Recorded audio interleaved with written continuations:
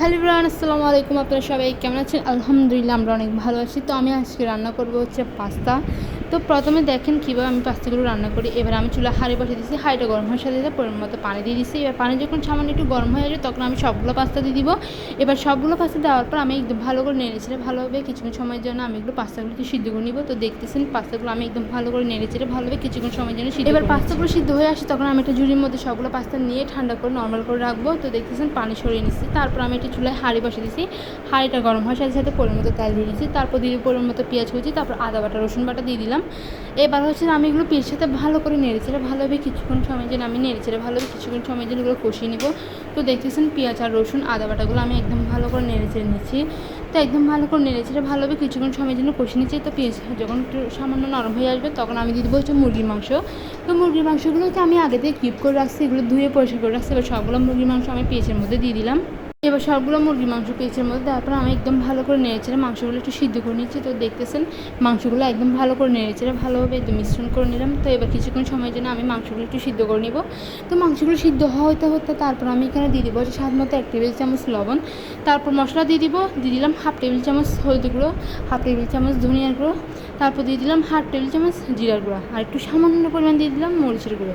তো বলতে গেলে আমার প্রায় মশলা দেওয়া শেষ। এবার হচ্ছে একটা দিয়ে দিব একটু সামান্য পরিমাণ দিয়ে দিব একটু ম্যাজিক মশলা, একটু স্বাদ বাড়ানোর জন্য এই আর কি। তো দেখতেছেন আমি এবার সবগুলো প্রায় মশলা আমি দিয়ে দিলাম। দেওয়ার পরগুলো আমি মাংসের সাথে ভালো করে নেড়েচেড়ে ভালোভাবে মিশ্রণ করে নিছি। তো মশলাগুলো একদম ভালোভাবে মাংসের সাথে মিশ্রণ করে নেওয়ার পর আমি এখানে দিয়ে দেবো হচ্ছে কি সামান্য পরিমাণে একটু সয়া সস, পরিমাণ মতো সয়া সস দিয়ে দিছি। এবার সয়া সস দেওয়ার পর আমি একদম মাংসের সাথে একদম ভালো করে নেড়েচেড়ে নিচ্ছি, একদম ভালো করে নেড়েচেড়ে মাংসগুলো একটু সিদ্ধ করে নিচ্ছি। তো দেখতেছেন মাংসগুলো সিদ্ধ হওয়ার পাশাপাশি আমি এখানে দিয়ে দেবো হচ্ছে টমেটো কুচি, গাজর কুচি, তারপর দিয়ে দিব 2-3টা কাঁচামরিচ। এবার আমি এগুলো দেওয়ার পর এগুলো আমি মাংসের সাথে ভালো করে নেড়েচেড়ে ভালোভাবে মিশ্রণ করে নিচ্ছি, একদম ভালো করে নেড়েচেড়ে নিলাম। তো দেখতেছেন একদম ভালো যেটা কিছুক্ষণ সময় জন্য আমি টমেটো গাজর এগুলো একটু সিদ্ধ করে নেব। তো মোটামুটি প্রায় এগুলো সিদ্ধ হয়ে আসছে, আমি সেজন্য আর একটু ভালো করে নেড়েচেড়ে নিচ্ছি। নেড়েচেড়ে নেওয়ার সাথে সাথে আমি একটু আপনার সাথে কথা বলি। অবশ্যই কিন্তু কমেন্ট করতে ভুলবেন না যে আমার রান্নাটা কেমন হয়েছে, আর কার কার এরকম পাস্তা খেতে ভালো লাগে তারা কিন্তু অবশ্যই কমেন্ট করে জানাবেন। আমার তো ভীষণ পছন্দ পাস্তা, যেহেতু বাসায় রান্না করা হচ্ছে বা আপনাদের সাথে শেয়ার করবো এই আর কি। তো পাস্তাগুলো আমি বললাম যে আগে থেকে আমি এগুলো সিদ্ধ করে পানি ঝরিয়ে নিচ্ছি। এবার আমি সবগুলো পাস্তা দিয়ে দিলাম মশলার মধ্যে। এবার সবগুলো পাস্তা দেওয়ার পর আমি এগুলো ভালো করে মশলার সাথে ভালো করে নেড়েচেড়ে ভালোভাবে একদম মিশ্রণ করে নিয়েছি। তো আপনারা দেখতেছেন এদিকে আমি এই নুডলসগুলো হচ্ছে একদম ভালো করে নেড়েচেড়ে নিচ্ছি। তো একদম ভালো করে নেড়েচেড়ে এভাবে কিছুক্ষণ আমি চুলার মধ্যে রেখে দিব। তারপর আমার পাস্তা রান্নাটা কমপ্লিট হয়ে আসবে। আপনারা কিন্তু অবশ্যই আমার রিভিউটা দেখতে যান, অবশ্যই পুরো ভিডিওটা দেখে কিন্তু কমেন্ট করতে বলবেন যে আমার রান্নাটা কেমন হয়েছে।